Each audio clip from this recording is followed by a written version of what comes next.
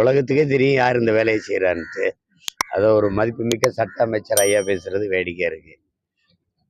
விடுங்க. அவங்க உங்களுக்கு ஆதரவாக எச் ராஜா இன்னைக்கு ஏற்கனவே ஆதரவா இல்ல, இது ஒரு நியாயத்தை பேசணும்ல. நீங்க இங்க இத்தனை பிரச்சனைகள் இருக்கும்போது இது ஒன்னத்துக்கு ஏதாவது இதை எடுத்து எடுத்து பேசுறீங்கன்னா காரணம் நான் தாங்கிறது எல்லாருக்குமே தெரியும். அப்ப இதுல நாங்க இல்லை அப்படின்னா எப்படி? நாங்க இல்லைன்னா எப்படி? சட்டம் தன் கடமை சொன்னா சட்டம் கையில தான் சம்மனை கொடுக்கணும். கதவுல ஒட்டிட்டு போக கூடாது.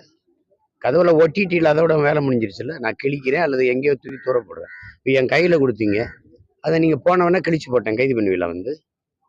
அப்படி ஒன்றும் சட்டத்துல இல்லையே. ஆள் இல்லை, யாருமே இல்லை, எல்லாம் தலைமறைவாயிட்டாங்க அப்படின்னா தான் நீ ஒட்டணும்.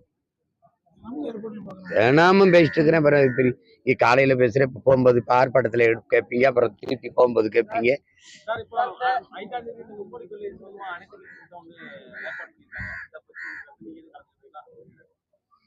அனைத்து கட்சி கூட்டத்துல அது ஒரு ஆகாவரி கூட்டம். நான் அதான் காலையில கேட்டதுதான். அதுல பங்கேற்கிற ஒவ்வொரு கட்சியினுடைய மொழிக் கொள்கை நிலைப்பாடு என்ன? முதல்ல எங்களை எத்தனை காலத்துக்கு ஏமாத்துறதுன்னு திமுக முடிவெடுத்திருக்குன்னு பேசுவோம். இந்த காங்கிரசினுடைய மொழிக் கொள்கை என்ன? அது மும்மொழி கொள்கையை ஏற்குதா எதிர்க்குதா? அதை தெளிவுபடுத்தணும். புதிய கல்விக் கொள்கையை ஏற்கிறீர்களா எதிர்க்கிறீர்களா? தொகுதி சீரமைப்பு இருக்குல்ல, தொகுதி இப்ப சீரமைப்புல இதுல கம்யூனிஸ்டுகள், அது காங்கிரஸ், இந்த கட்சிகளுடைய நிலைப்பாடு என்ன? இது இன்னைக்கு வரல. இந்த தொகுதியை நாங்க சீரமைக்கிறோம், இங்கே சீரமைக்கிறோம்னு ஐயா கருணாநிதி அவர்கள் சீரழிச்சது தெரியுமில்ல உங்களுக்கு. எந்த சமூகத்துக்கும் ஒரே இடத்துல வாக்கு குவியாம பிரிச்சு பிரிச்சு போட்டு, இப்ப எனக்கு தொகுதி கிடையாது, என்னுடைய தொகுதி இளையான்குடி, என் சொந்த தொகுதியை தூக்கி மானாமரில சேர்த்து அதை தனி தொகுதியாக்கி நாங்கெல்லாம் போட்டியிடவே முடியாது. உங்களுக்கு விளங்குதுன்னு நினைக்கிறேன். புதுக்கோட்டைக்கு பாராளுமன்ற, புதுக்கோட்டை ஒரு மாவட்டம் தானே, பாராளுமன்றம் இருக்கா, நாடாளுமன்றம் இருக்கா? எல்லாத்தையும் பாருங்க. இது சீரமைப்பா சீரழிப்பா? மனச்சான்றுபடி பேசுங்க. நீங்க இந்த மண்ணின் குடியா பேசுங்க. திருவடானையை தூக்கி இங்க சேர்க்கறது, திருச்சுழியை தூக்கி அங்க சேர்க்கறது, பிச்சு பிச்சு கூறுவோம். ஏன்னா உனக்கு அதை பத்தி கவலை கிடையாது. நாங்க அக்கத்துக்கா குவிஞ்சு பிரிஞ்சு கிடந்தாதான் நீங்க வலிமையை பெற முடியும். அப்புறம் புதுக்கோட்டைக்கென்று ஒரு நாடாளுமன்ற தொகுதி அந்த மாவட்டத்துக்கென்று இருக்கா? அது திருச்சியோட சேர்த்து விட்டீங்க. இதுல பாதி அங்க இருக்கும், அதுல பாதி இங்க இருக்கும். அதே மாதிரிதான் இப்ப வருது. இது இன்னைக்கு கொண்டு வரல இந்த பிரச்சனையை. அப்பவே நீங்க பேசி முடிவு பண்ணிருக்கணும். இன்னைக்கு தேர்தல் வரும்போது இதை பேசுறீங்க. தேர்தல் வரும்போது மும்மொழி கொள்கையை எதுக்குறேன்றீங்க. தேர்தல் வரும்போது புதிய கொள்கை எதுக்கு? புதிய கொள்கையை நீங்க ஏற்றுக்கிட்டீங்க, செயல்படுத்திட்டீங்க வேற வேற பேர்ல. இல்லம் தேடி கல்வி அந்த புதிய கல்விக் கொள்கையில இருக்குது. அதான் நீங்க கொண்டு வந்தீங்க. இந்த மும்மொழி கொள்கை அந்த புதிய கல்விக் கொள்கையில இருக்குது. இப்ப தேர்தல் வரும்போது நீங்க பேசுறீங்க. அதுல இருக்கிறவருடைய ஒவ்வொரு இதுலயும் நிலைப்பாடு என்ன? நீங்க கூட்டணியில் இருக்கிறனால கூப்பிடுறதுனால வந்து உட்கார்ந்து இருப்பாங்க. உங்களை நம்பி நிக்க முடியுமா? உங்களை நம்ப முடியாதுங்கிறதுக்காகத்தான் தனியா நாங்க ஒரு படையை கட்டி என் மக்களுக்கு நின்று போராடிட்டு இருக்கோம். நீங்க இப்ப எந்த இடத்துல எங்களுக்காக நிப்பீங்க? இப்ப மீனவன் ராமேஸ்வரத்துல போராடிட்டு இருக்காங்கல்ல, உண்ணாவிரதம் நான் தான் சொன்னேன். நீ பட்டினி இழந்து போராட, உயிரை கொடுத்தே இவங்க மதிப்பளிக்க மாட்டாங்க. நீ எதுக்கு பைசியோட நின்று போராடணும்? அதை விட்டுட்டு நீங்க போராட்டத்துக்கு எவ்வளவு வடிவங்கள் இருக்கு மாத்துங்கன்னு இப்ப காத்திருப்பு போராட்டம் நடக்குது. இங்க இந்த அனைத்து கட்சி கூட்டத்தில் இந்த பெருமக்களினுடைய கருத்து ஏதாவது இருக்கா? இந்த காங்கிரஸ் அல்லது இந்த ஆளுகிற திமுக கம்யூனிஸ்ட் கட்சிகள் ஏதாவது இருக்கா? இந்த கட்டாய மொழி திணிப்பு இருக்குல்ல, இதுல உங்க கம்யூனிஸ்ட் கட்சியின் நிலைப்பாடு, காங்கிரஸ் நிலைப்பாடு என்ன? உங்க கூட இருக்கிற, உங்களை தாங்கி பிடிக்கிற உங்களோட கூட்டணி வச்சிருக்க கம்யூனிஸ்ட் கட்சியின் நிலைப்பாடு என்ன?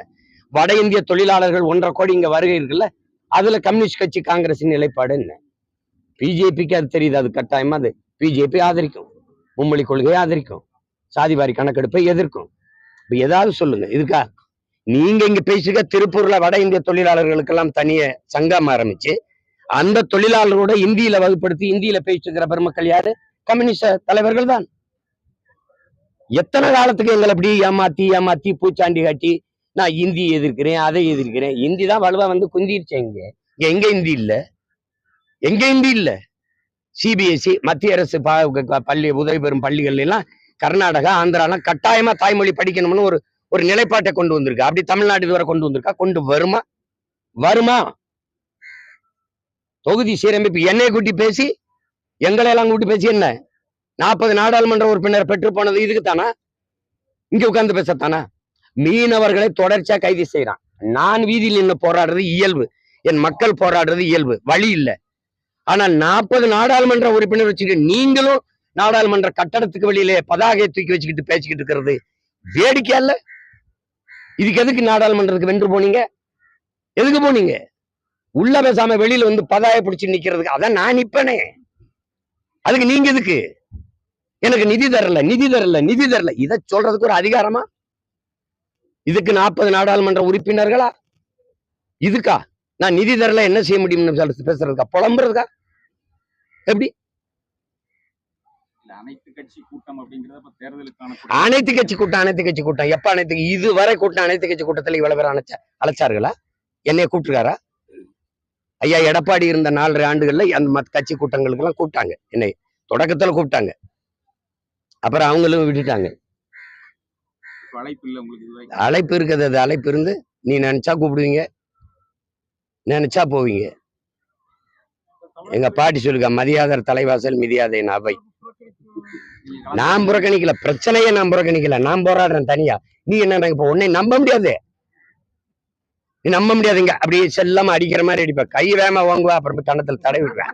உன்னை தெரியாதா? இந்த வயசுல இருந்துல உன்னை பாக்குறேன். இப்படி இந்தி எதிர்ப்பு, உன் மொழி காப்பு, உன் வழக்கு பாதுகாப்பு அப்படின்னு திடீர்னு மொழி சிதைந்தால் இனம் அழிந்து விடும்.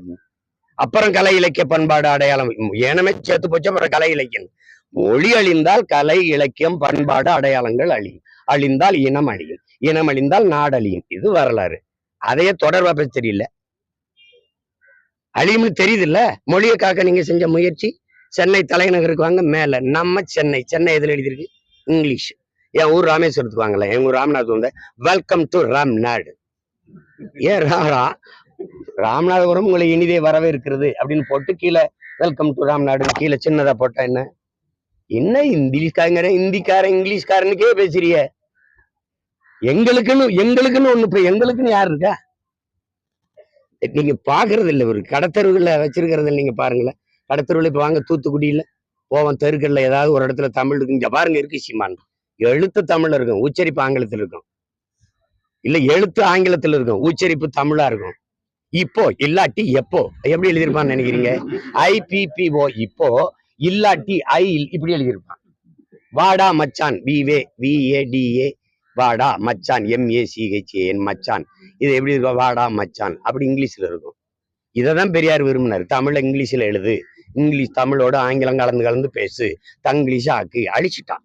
நீங்க அறிவார்ந்த பெருமக்களை, என் அன்பு சொந்தங்களுக்கு, போரை நடத்தி ஒரு நாட்டை அழிச்சு ஒரு இனத்தை அழிச்சால் கடைசியா ஒரு 1000 பேர் விட்டுட்டு இருந்தா கூட அவன் மொழி அழியலைன்னா அந்த இனம் உயிர்ப்பிச்சு எழுந்து வாழ்ந்துரும். ஆனால் மொழி அழிச்சிட்டா அப்புறம் என்ன செஞ்சாலும் அதை மறுபடியும் உயிர்ப்பிக்க முடியாது. என் மொழியை நீ அழிச்சிட்ட.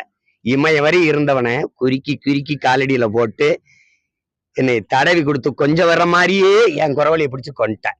இப்ப நான் என்ன தெரியுமா? கையை வச்சு தடுத்துட்டேன். நீ ஒன்னும் செய்ய முடியாது. இந்த வென்று நாங்க வந்துதான் இந்த மொழியை மீட்சி ஒண்ணு. எங்க தாத்தா தேவனையப்பாவானார், தமிழ் மீட்சியே தமிழர் எழுச்சிங்கிறான்.